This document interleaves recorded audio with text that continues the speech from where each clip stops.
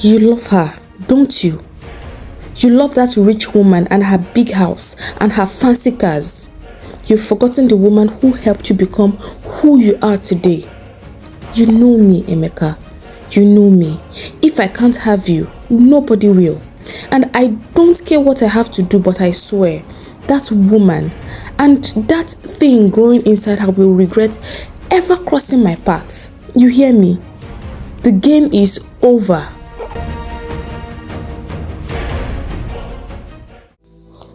Emeka and Bisola were the real definition of the couple everyone in school knew and talked about.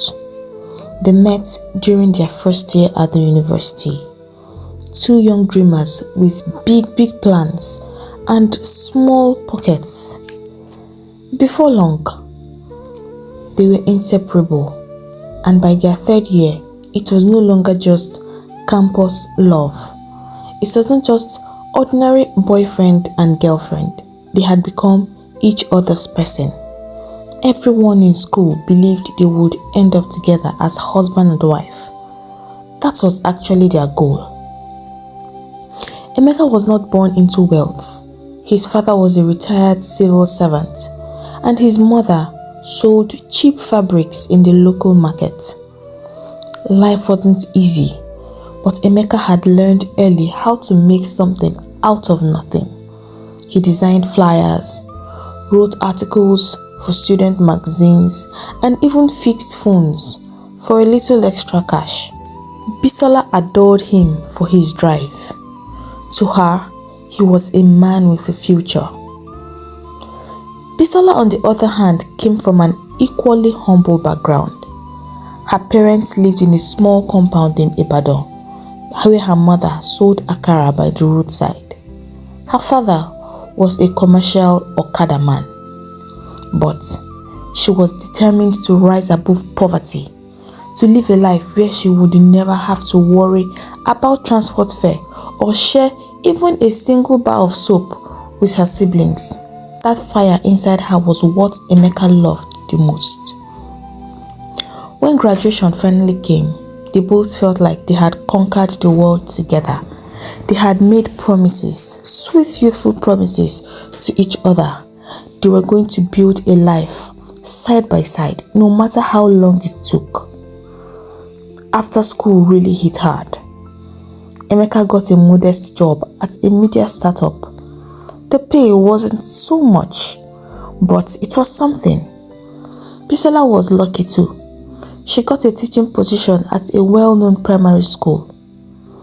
Their combined salaries could barely cover rent, transport, food, and all of their basic necessities. Still, they tried to make it work. But deep inside, Bisola wanted more. She loved Emeka, yes, but she also wanted the kind of life she saw on Instagram. Vacations, fine dining, designer handbags, fine classic clothes. She wanted to live comfortably, not just survive. Emeka understood. He wanted to give her the world. He worked longer hours, took side jobs, and saved every naira he could. But success was slow, and Bisola's patience was thinner than she realized. The life she dreamed of still felt so far away. They say opportunity comes but once, and when it came for Emeka, Bisola made sure he grabbed it with both hands. Remember, Emeka had been working in a small startup media company. It was barely 6 months when his boss, Moyo Adewale, began to notice him. Moyo was a beautiful, successful woman in her prime. She was the kind of woman that turned heads when she walked into a room. Tall, elegant, with skin like melted caramel, and a voice that could command attention without being loud.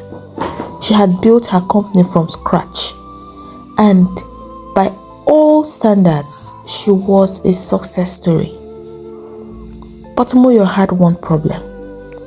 She had everything except love. Men were either intimidated by her success or only wanted her money. She was beautiful, rich, and lonely, a dangerous combination. Then came Emeka. He was young, charming, respectful, and naturally funny. He had this easy confidence that made people like him instantly. Moyo noticed how he worked late, how he smiled even when he was tired, and how he always treated everyone, from the cleaner to the clients, with genuine kindness. Something about him stirred emotions she hadn't felt in a long time. At first, she brushed it off as admiration for a hard-working employee, but soon she found herself thinking about him even after office hours. She began to drop subtle hints, inviting him to lunch under the pretense of discussing ideas, complimenting his shirt, laughing a little too loudly at his jokes. She even started giving him small gifts, a wristwatch here, a box of pastries there, a ride home when it rained. She bought him things randomly. Emeka noticed. Oh, he noticed. He wasn't blind to the way Moyo's eyes lingered on him, or how her tone softened whenever she spoke his name. It made him uncomfortable. He respected her and did not want to mislead her, but at the same time, he couldn't afford to offend his boss. One evening, he went home deep in thought. Bisola noticed his silence. Amy, what is it? You've been frowning since you came in, she asked. He sighed and sat beside her. It's my boss, Bisola. She's acting somehow. I think she likes me. Bisola's eyes widened. Likes you? As how? As in likes me, Emeka said carefully. And honestly, I don't know how to feel about it. She's been nice to me. Too nice. And I can't lie, it's confusing because she's powerful, beautiful, and successful. I don't want to lose my job, but I also don't want her to think I'm available. Bisola sprang up from her chair. Eh? She wants to snatch my man. I will go to that office and tear her wig off her head. Emeka burst into laughter despite his worry. Look at you forming anger. When you were eating all the shawarma and meat pie and suya I've been bringing home, you did not shout though. Now that you know who it's from, you suddenly have morale. Bisola folded her arms and frowned deeply. If I had known it was from her, I wouldn't have eaten it. She thinks she can buy everyone with her money. If that woman doesn't remove her eyes from my man, I will show her that I am from Ijebu. Emeka laughed again, pulling her closer. My Ijebu warrior, calm down. There's nothing to fight about. I only have eyes for you. Bisola gave him a long, suspicious look. You better mean it, oh Emeka. You better mean it. I don't trust rich women. They like to take what's not theirs. Emeka reassured her once more that he was all hers, and the matter died down, at least for that moment. Later that night, after all the drama and laughter, Bisola could not sleep. Emeka had long drifted into a deep slumber, his arm lazily draped around her waist. The gentle rhythm of his breathing filled the room, but Bisola's mind was racing like a car with no brakes. She turned from side to side, thinking of everything, her life, their struggles, and that beautiful, wealthy woman who had eyes for her man. She remembered Moyo's shiny car, her expensive wigs, her designer bags, and the soft life that came with wealth. Slowly, a thought began to form in her mind, a very wicked thought. She sat up suddenly, her eyes wide. Hey, Bisola, she whispered to herself, clutching her chest. This is your cash out season. A grin spread across her face as excitement bubbled inside her. She tapped Emeka's shoulder impatiently. Amy, wake up. Emeka groaned, half asleep. What is it? Did you hear something? Yes, I heard something. She smiled brightly. I heard the sound of our breakthrough. Emeka blinked at her in confusion. What are you talking about? It's past midnight, Bisola. I want to sleep. Bisola's eyes sparkled. I have a plan. A brilliant plan that will set us free from this life of suffering. Emeka, by the time I'm done explaining to you, you will thank me. Emeka sat up slowly, rubbing his eyes. Okay, what is this idea that cannot wait till morning? She leaned in, lowering her voice, like she was about to share a government secret. You will return Moyo's affection, she began. Emeka frowned. What? Wait now, let me finish. Bisola continued eagerly. You will act like you love her. Make her believe you are serious. Propose to her. Marry her. And once you are married, gather every information you can about her assets, her money, her property, cards, everything. Then once she sets you up nicely, we will disappear.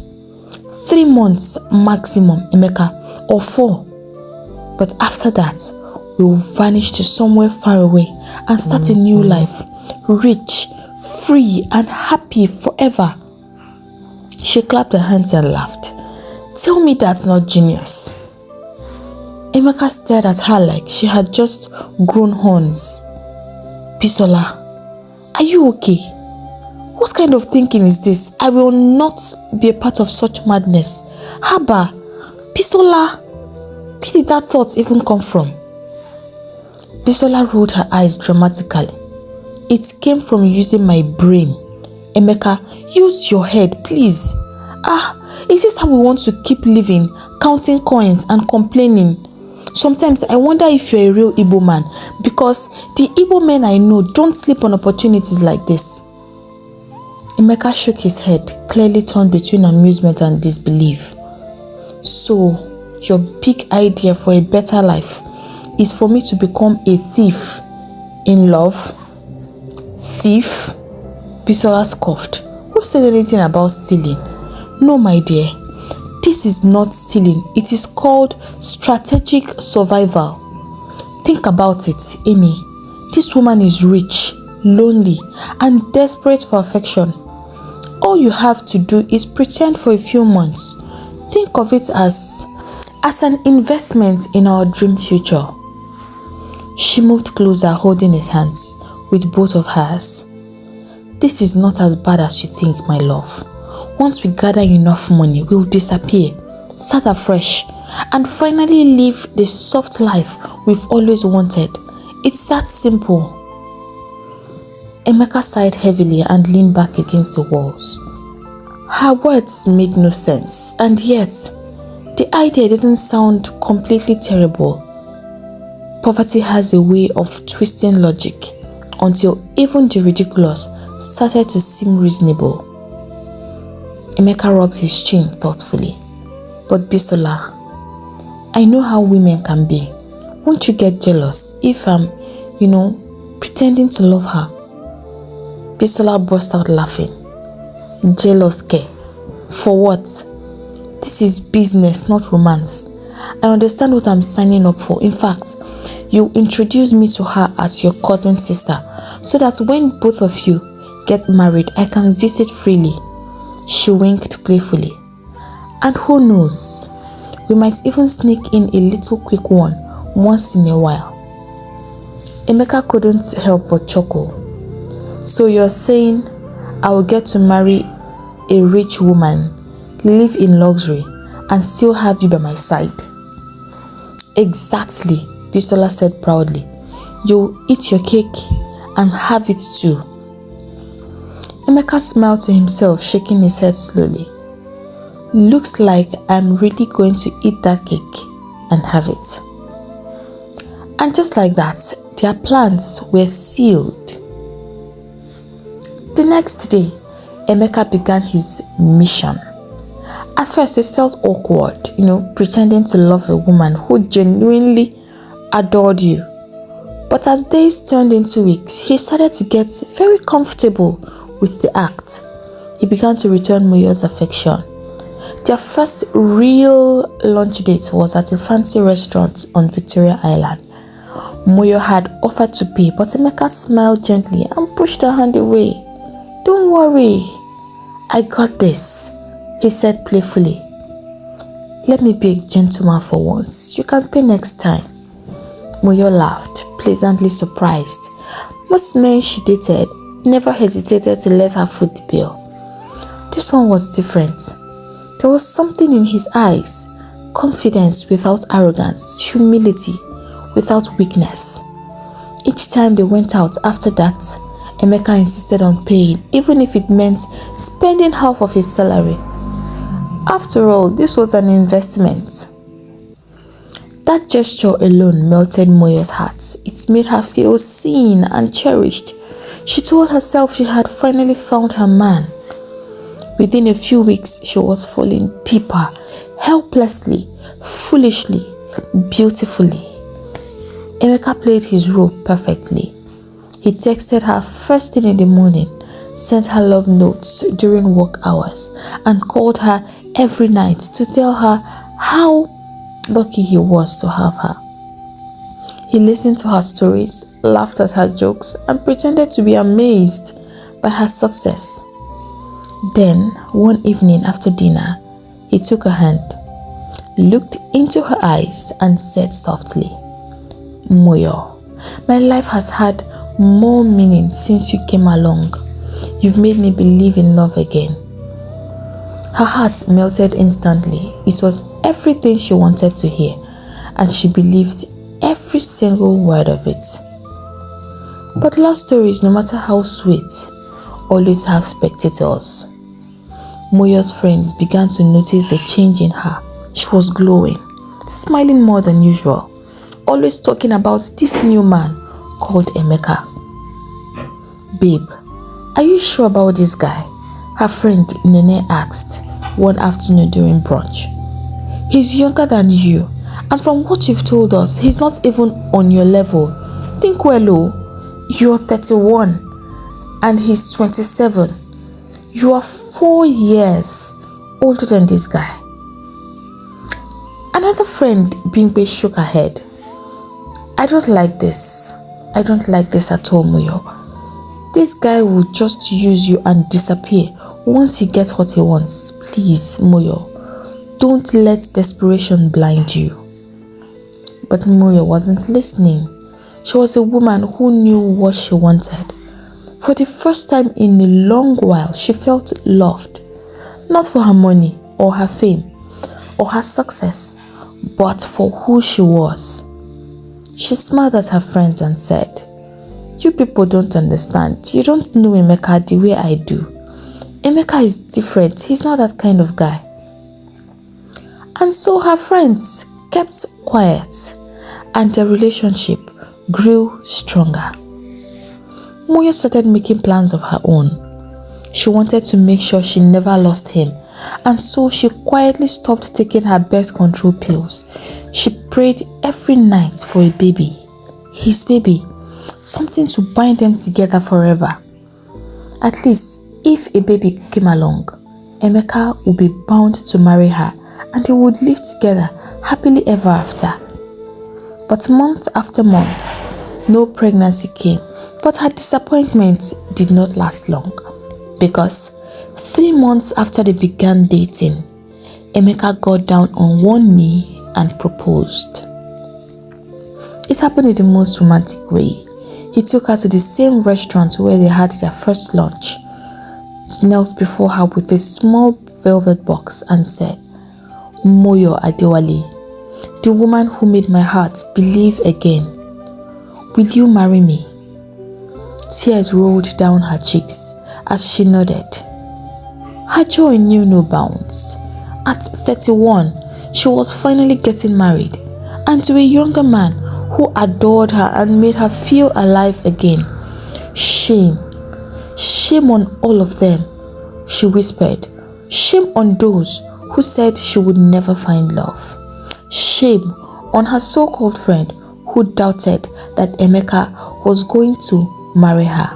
Shame on them for thinking that he was just going to use her and dump her. As for Bisola, she was still very much in the picture. Emeka introduced her to Moyo as his favorite cousin, the only family member who understood him. From the very first day, Moyo liked her. Bisola had a way of blending in. She was cheerful, respectful, and fun to be around. She helped Moyo with errands, joined her on girls' hangouts, and even helped with the early wedding plans. Soon, Moyo began to treat her like a younger sister. The three of them, Moyo, Emeka, and Bisola, became very close, very tight-knit, and not for once did Moyo suspect a single thing.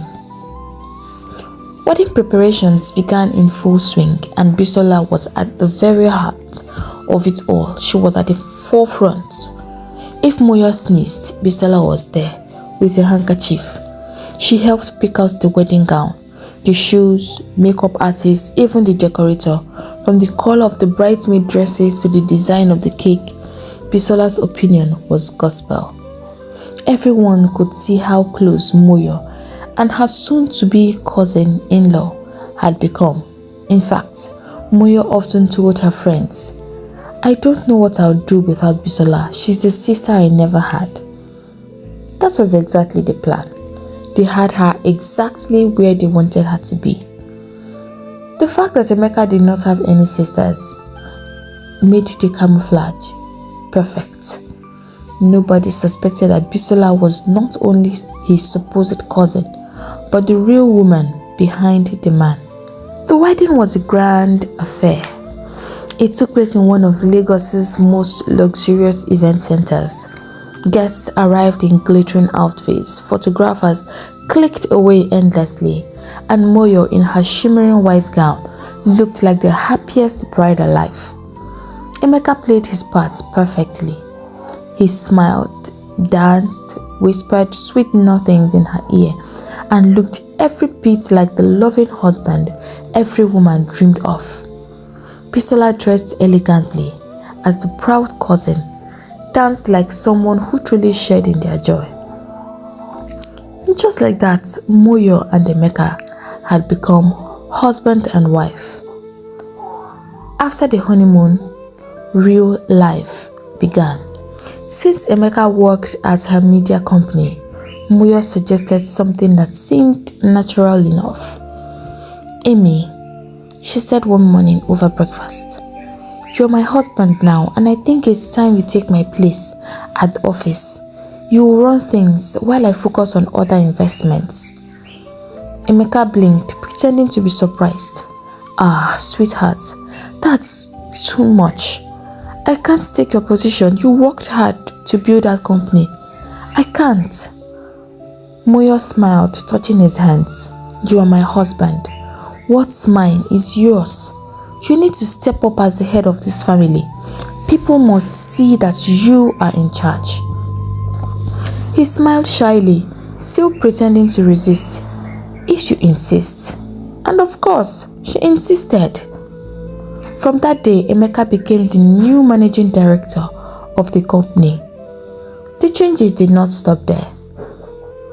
One evening, as they were watching a movie, Emeka casually said, "Babe, have you thought about us opening a joint account, for transparency and to build together?" Moyo smiled. "That's a lovely idea, darling." By the next week, both their names were on the account. Then came the biggest step. She added his name to her company documents, her landed properties, and some of her other personal investments. She started buying new assets under both their names. In her mind, that's what love was about: trust, partnership, and unity. But in Emeka's mind, it was a jackpot, slowly maturing. Moyo's father, Chief Adewale, soon caught wind of what was happening, and he wasn't amused. The man had seen enough in his lifetime to recognize danger, wearing a charming smile. One morning, he called his daughter to his house in Ikeja. "Moyo," he began, "the lawyer tells me you're adding this young man's name to all your properties. Why?" Moyo nodded proudly. "Yes, Daddy. We are married now and I trust him completely." Chief shook his head. "My dear, love is good, but be wise. You worked too hard to build what you have. You could lose everything if things go wrong. Don't rush to tie everything to this man. He's still new in your life." Moyo smiled and touched his hand gently. "Daddy, nothing can go wrong. You don't understand Emeka. He's not like other men. He's genuine and he's really kind." Chief sighed.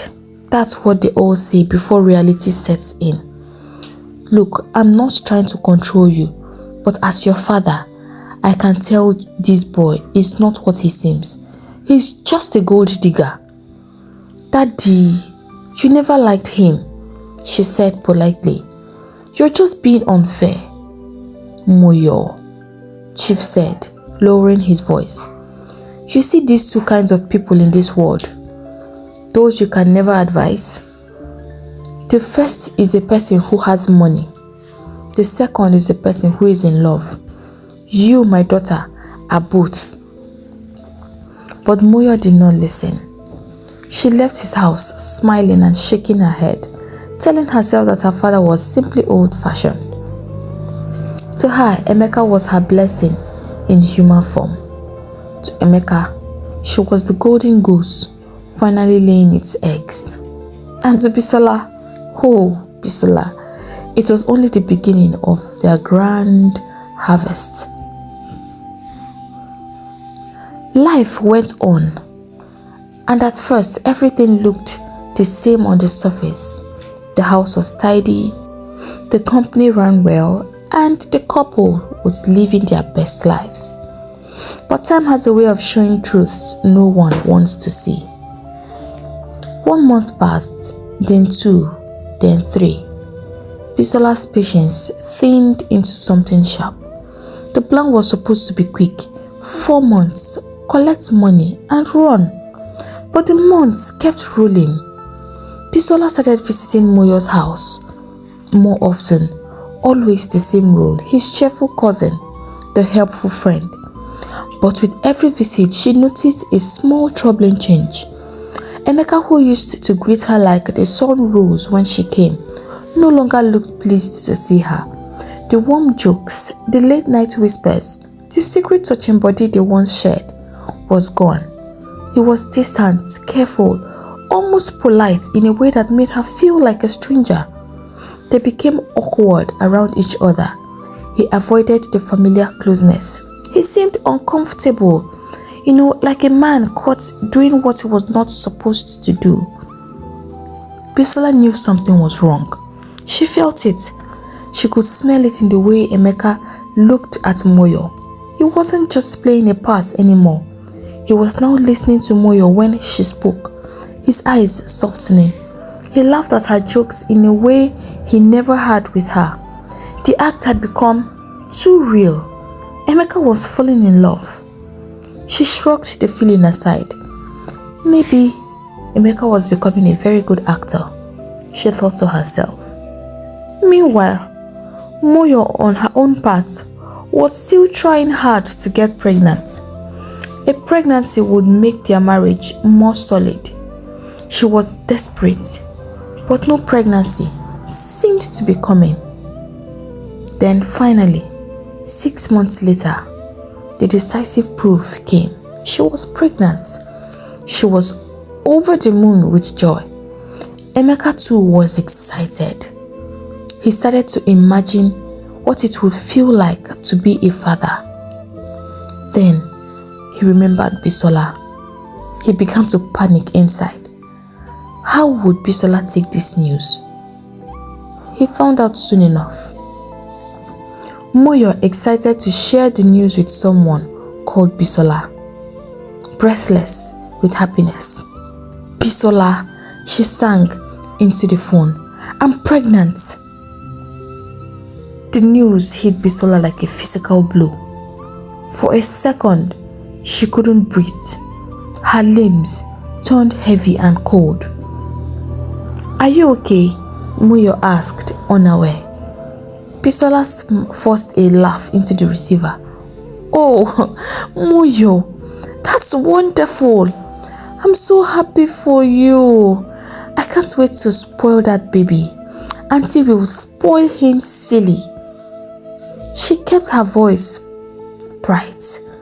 She said all the things a good friend says. When she hung up, everything inside her snapped. She threw herself against the living room wall and began to hurl anything within reach. Slippers flew. Cushions hit the floor. A glass slid off the table and shattered with a sound that matched the way her heart felt, broken into pieces. Emeka is playing with fire. Emeka is playing with fire, she screamed at the empty room. The words came out hot. She stomped around, hands clenching and unclenching. How dare he do this to me? I risked everything for him. I planned, I waited, I sacrificed. Her voice broke into a laugh that was no longer funny. Ha! Ha, God. I will show him. I will show him that I am from Ijebu. Anger salted her grief. Pride hardened her heart. In that moment, Bisola was no longer the cheerful cousin. She was a woman burned by betrayal and dangerous when betrayed. The next morning was a quiet Sunday. The air was cool and the atmosphere was serene. Emeka was in the kitchen, humming softly as he stirred a pot of stew he was preparing specially for his beautiful pregnant wife. Muyo was still upstairs, resting after her morning devotion. She had been glowing lately. Pregnancy suited her. Her laughter had become softer and fuller, and Emeka could not deny the fact that he was falling in love with this woman every day. He couldn't deny how much he enjoyed watching her belly grow with his child inside. But peace has a way of vanishing when old ghosts walk in. Bisola arrived that morning earlier than usual. This time she did not even bother to call or knock politely as she used to. Her heart was pounding with anger and betrayal. Their plan, was crumbling before her eyes, and she was not about to sit quietly and let it happen. She marched into the house like a storm, her eyes blazing. Emeka, she barked, her voice echoing through the living room. Emeka turned quietly. He was startled. Bisola, what are you doing here this early? She ignored his question, slamming her handbag on the counter. Don't Bisola me, Emeka. What is going on? What is going on between you and that woman upstairs, eh? Have you forgotten why we are here? Have you forgotten the plan? Emeka froze, his wooden spoon still in his hand. Keep your voice down. Moyo could hear you. I don't care, Bisola snapped, cutting him off. You think I came here to whisper? You think I'm a fool? She took a step closer. We had a plan.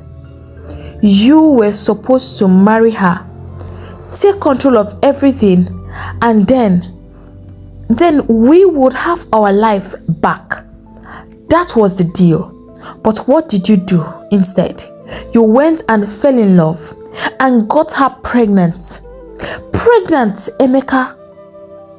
Emeka's shoulders sagged. His lips trembled as he spoke.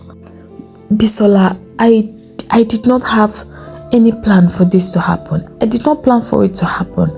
I swear, I tried to stick to the plan, but things changed. She's kind. She trusts me. She makes me feel like I can be more.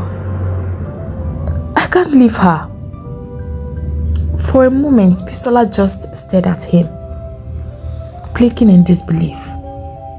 Then her lips curled into a bitter laugh. You can't leave her, she repeated. Okay, what about me, Emeka? What about me? Her voice cracked as tears welled up in her eyes. I've been with you for years. I stood by you when you had nothing. I believed in you when everyone else laughed. This plan, this whole thing was my idea. And you, she pressed a shaking hand against her chest. You have the audacity to betray me. You are in love with her. So what happens to me? Emeka's face burned with guilt. He stepped closer, reaching out to hold her hand, but she pushed his hands away. Bisola, please, he begged. Muyo will be awake any moment from now. Let's not do this here. Let's talk outside. Please, I'm begging you. She let out a sharp, humorless laugh that filled the kitchen. Ha! Talk outside. Emeka, do I look like I care about that woman? Her voice rose louder. No wonder you stopped touching me. No wonder you keep your distance like I'm some stranger. You love her. You love the rich woman and her big house and her fancy cars. You've forgotten the woman who helped you become who you are today.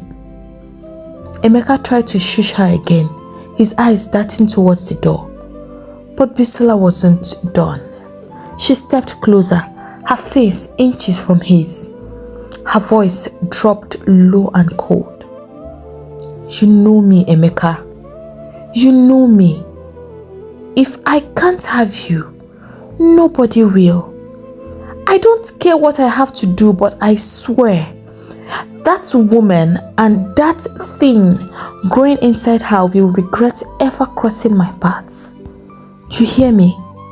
She jabbed her fingers against his chest. The game is over. And with that, she turned to storm out of the kitchen, her heels clicking furiously against the tiles. The moment she opened the door, her words froze in the air. Standing there, wide-eyed and pale, was Muyo. Her hand clutched the door frame for support. She had heard everything. The silence that followed was heavy, enough to choke on. Bisola's expression did not change, not a blink, not a flinch. With a calmness that made the moment even more terrifying, she straightened her shoulders and pushed past Muyo like she was air. As the front door slammed behind her, Muyo's trembling hand went to her belly. Her heart raced wildly and tears welled in her eyes. The silence that followed Bisola's exit was thunderous. She stood there staring at Emeka as if seeing him for the first time. The air felt very heavy.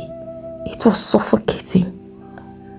Her lips trembled as she spoke, her voice barely above a whisper.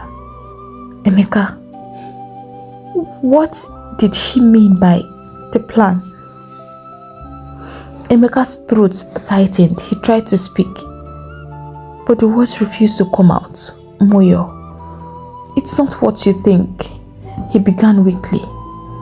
Not what I think, Muyo snapped. I heard everything. Emeka, I heard every single word. You and that woman. You planned to use me. You planned to rob me. Muyo, please, it wasn't like that. Oh, shut up, she screamed. You liar. You pretended to love me. You used my feelings, my money, my heart. How could you? Emeka dropped to his knees, tears brimming in his eyes. I swear I didn't mean for any of this thing to happen. Yes, it started as a plan, Bisola's plan. But I fell in love with you. Moyo, I love you. I really do. Moyo let out a sharp laugh that was more pain than humor. Love? She repeated bitterly. You call this love? You and your so-called cousin cooked up a plan to destroy me, and you have the guts to talk about love. How wicked can you be?